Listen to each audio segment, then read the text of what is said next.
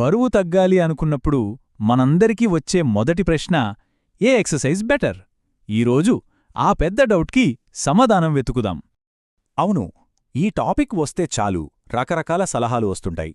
కొంతమందేమో గంటల తరబడి ట్రెడ్మిల్పై పరిగెట్టాలంటారు, ఇంకొంతమందేమో వెయిట్స్ ఎత్తుతేనే రిజల్ట్స్ వస్తాయంటారు.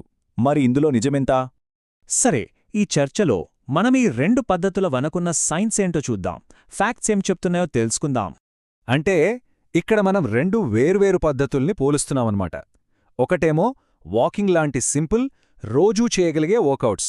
రెండోదేమో జిమ్లో కష్టపడి చేసే ఇంటెన్స్ ట్రైనింగ్. సరే, ముందుగా కార్డియో గురించి మాట్లాడుకుందాం. ఫాస్ట్గా క్యాలరీలు బర్న్ చేయడంలో దీనికి మంచి పేరుంది.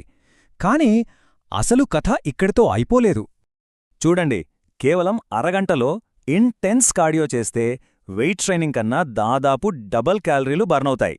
సో వర్కౌట్ చేస్తున్నప్పుడు క్యాలరీలు బర్న్ చేయడంలో మాత్రం కార్డియోనే క్లియర్ విన్నర్.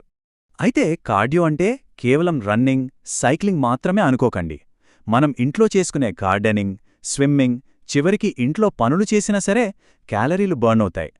వాకింగ్ లాంటి సింపుల్ యాక్టివిటీస్ కూడా ఎంత పవర్ఫుల్లో కదా. స్పెషల్ ఎక్విప్మెంట్ ఏమీ లేకుండానే ఈజీగా స్టార్ట్ చేయొచ్చు.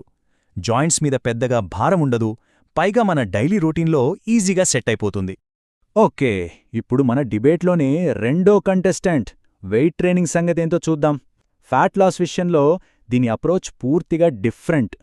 వెయిట్ ట్రైనింగ్ స్ట్రాటజీ ఏంటంటే వర్కౌట్ చేస్తున్నప్పుడు ఎన్ని క్యాలరీలు బర్న్ అయ్యాయి అన్నది కాదు ముఖ్యం.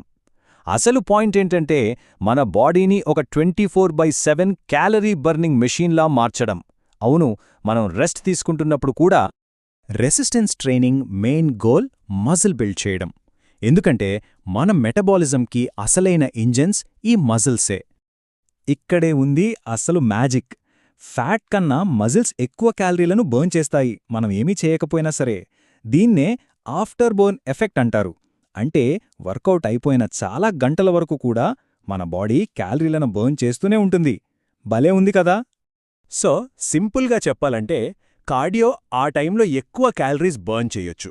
కానీ లాంగ్ రన్లో చూస్తే వెయిట్ ట్రైనింగ్ మన బాడీని ఒక ఫ్యాట్ బర్నింగ్ మషీన్గా మారుస్తుంది. సరే, మనం రెండు వైపులా వాదనలు విన్నాం కదా. మరి కార్డియో, వెయిట్ ట్రైనింగ్ ఈ రెండింటిలో అసలైన విన్నరెవరు? సమాధానం కాస్త షాకింగ్గా ఉండొచ్చు. అయితే వెయిట్ ట్రైనింగే క్లియర్ విన్నర్ అంటారా? ఆగండి, అంత తొందరొద్దు. అసలు ప్రశ్న అది కాదు. అసలు ప్రశ్న ఏంటంటే మనం ఏ వర్కౌట్ని నిజంగా చేస్తాం. సైంటిఫిక్ స్టడీస్ అన్నీ మళ్ళీ చెప్పే విషయం ఒక్కటే. ప్రపంచంలోనే బెస్ట్ వర్కౌట్ ప్లాన్ అయినా సరే దాన్ని మనం కంటిన్యూస్గా ఫాలో అవ్వలేకపోతే దానివల్ల ఏ ఉపయోగమూ ఉండదు. మనం ఒక వర్కౌట్కి స్టిక్ అవ్వడానికి కారణం అది ఎక్కువ క్యాలరీలు బర్న్ చేస్తుందని కాదు. మనకది నచ్చాలి, కంఫర్టబుల్గా ఉండాలి, సపోర్ట్ దొరకాలి, ఇలాంటివే ఎక్కువ ముఖ్యం. నచ్చని పనిని బలవంతంగా చేయడం కన్నా ఎంజాయ్ చేసే పనిని రెగ్యులర్గా చేయడమే మంచి రిజల్ట్స్ ఇస్తుంది. సరే, ఇప్పటిదాకా మనం తెలుసుకున్న విషయాలన్నీ కలిపి మనకోసం ఒక పర్ఫెక్ట్ సస్టైనబుల్ వర్కౌట్ స్ట్రాటజీని ఎలా తయారు చేసుకోవాలో చూద్దాం. గెలిచే స్ట్రాటజీ అంటే కార్డియో లేదా వెయిట్స్ అని ఒకటి సెలెక్ట్ చేసుకోవడం కాదు, రెండింటినీ కలపడం. అంటే కార్డియో ప్లస్ వెయిట్స్, అదే బెస్ట్ కాంబినేషన్. దీనికొక సింపుల్ 3 స్టెప్ ఫార్ములా ఉంది. 1. వాకింగ్ లాంటి యాక్టివిటీస్తో రోజూ కదులుతూ ఉండాలి. 2. వారానికి 2-3 సార్లు జిమ్లో గానీ లేదా ఇంట్లో గానీ రెసిస్టెన్స్ ట్రైనింగ్ చేయాలి, మజిల్ బిల్డ్ చేయడానికి. ఇక 3. అన్నింటికన్నా ముఖ్యమైంది కన్సిస్టెన్సీ. మన లైఫ్ స్టైల్కి సెట్ అయ్యే, మనం ఎంజాయ్ చేసే పనుల్నే ఎంచుకోవాలి. ఫైనల్గా సైన్స్ చెప్పే సింపుల్ నిజం ఇదే.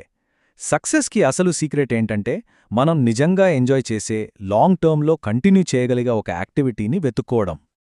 కాబట్టి బెస్ట్ వర్కౌట్ ఏది అన్న ప్రశ్న అడగటం ఆపేసి ఈరోజు మనం చెయ్యగలిగే మంచి వర్కౌట్ ఏది అని అడుగుదాం. ఆ ఒక్క చిన్న మార్పుతోనే పెద్ద ప్రయాణం మొదలవుతుంది.